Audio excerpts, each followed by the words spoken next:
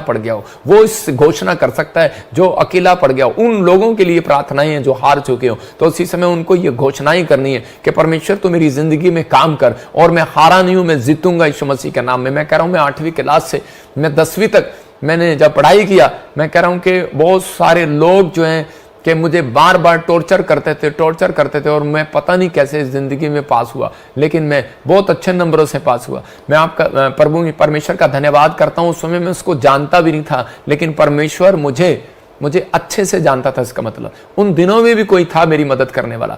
मैं परमेश्वर को नहीं जानता था, मैं किसी भगवान को मानता नहीं था, लेकिन मैं कह रहा हूं कि उन दिनों भी परमेश्वर मेरे को जानता था।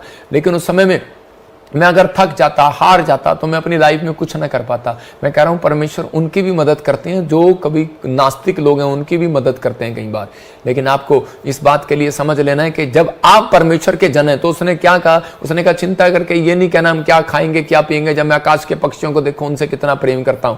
तो कह रहे जब मैं उनकी मदद कर सकता हूं तो तुम्हारी मदद क्यों नहीं करूंगा, क्योंकि तुम प्रार्थना करने वाले लोग हो, तुम यीशु का नाम लेने वाले लोग हो, तुम परमेश्वर का भय मानने वाले लोग हो, तुम चर्च में आने वाले लोग हो। अगर तुम परमेश्वर के राज्य में आने के बाद भी निराश हो जाते हो और आपकी समस्याएं बढ़ जाती हैं, तो परमेश्वर कह रहा है कि उन समस्याओं का अंत करने की चाबी भी मैंने आपको दी हुई है। ये 4 पॉइंट्स मैंने आपको दी। आपको भागना नहीं है, बस आपको भागना नहीं है, परीक्षा में खड़े रहना है। यहां पर ये आदमी क्या कर रहा था, लकवे का मरीज के देखो फिर इसी के 5 के 5 में क्या लिखा, 6 में क्या लिखा, वहां पर यीशु मसीह से खुद पूछते हैं क्या तू चंगा होना चाहता है, क्या तू चंगा होना चाहता है। हो सकता है परमेश्वर यही सवाल आपसे कर रहे हो आज मेरे द्वारा, क्या आप चंगा होना चाहते हैं। लेकिन हो सकता है कि आप में से कोई ऐसा व्यक्ति हो जो चंगा होना चाहता हो, लेकिन परमेश्वर फिर भी आपसे सवाल कर रहे हो क्या तू चंगा होना चाहता है। क्योंकि परमेश्वर जानते हैं आपकी कमजोरी को। परमेश्वर जानते हैं कि एक व्यक्ति आलसी हो जाता है कई बार व्यक्ति प्रार्थनाएं करना बंद कर देता है, कई बार उसके नेगेटिव बोल शुरू हो जाते हैं।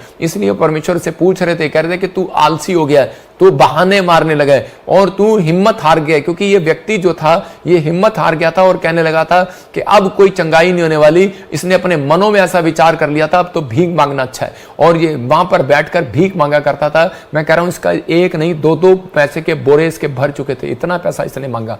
लोगों से बैठ कर भिखारी की तरह करता रहा और लाचार होकर ये हार मान चुका था। परमेश्वर उन लोगों की कभी मदद करने नहीं आते। अगर आप चाहते हैं कि 5 साल बीमार रहे या 38 साल बीमार रहे, इतना गैप आप अपनी जिंदगी में क्यों करना चाहते हैं। क्योंकि परमेश्वर सिर्फ एक बात चाहते हैं आपसे कि आप में से कोई भी जन यहां पर बैठकर विश्वास करे कि पवित्र आत्मा मेरी जिंदगी में काम कर सकता है। आप हिम्मत ना हारें, आप विश्वास में आगे बढ़ें। परमेश्वर आपको बढ़ाना चाहता है और आपको आशीषित करना चाहता है। ये कई बार